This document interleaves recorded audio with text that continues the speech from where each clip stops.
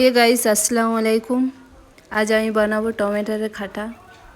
প্রথমে সর্ষে দেবো, প্রথমে কড়াই তেল দেবো, তারপরে সর্ষে, জিরে আর কেরি পাতা দেবো, তারপরে টমেটোটা দিয়ে দেবো, তারপর হলদি আর লঙ্কা নুন দিয়ে দেবো।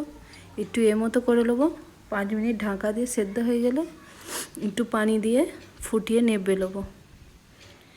নেবে নেওয়ার পর হয়ে যাবে আমার খাটা রেডি। তারপরে আলু ভাজবো, ছোট ছোট করে কেটে নেবো। কেটে নেওয়ার পর ভালো করে ধুয়ে দেখো ছোট ছোট দেখো আলুটাকে কেটে ধোয়া হয়ে গেছে। তারপর কড়াই বসিয়ে দেবো, তারপরে তেল দেবো, একটু তেল দেওয়ার পর একটু সর্ষে আর কাঁচা লঙ্কা দেবো। দেওয়ার পর আলুটা দিয়ে দেবো।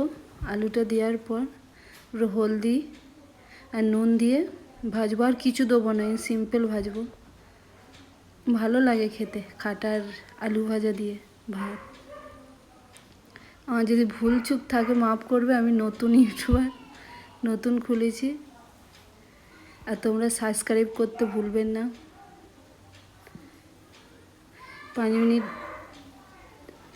নেড়ে নেবো। নেড়ে নেওয়ার পর লাল লাল হয়ে যাবে। এক হাতে ক্যামেরা আর এক হাতে লাড়ছি, পাচ্ছিলাম না, এই জন্য যেরম পেরেছি সেরম করেছি। একটু মেনটেন করে নিও, চেষ্টা করছি করবার লেগে। ঢাকা দিয়ে দেবো, তারপরে 5 মিনিট পরে খুলে দেবো। এই তো হয়ে গেছে আলু সিদ্ধ।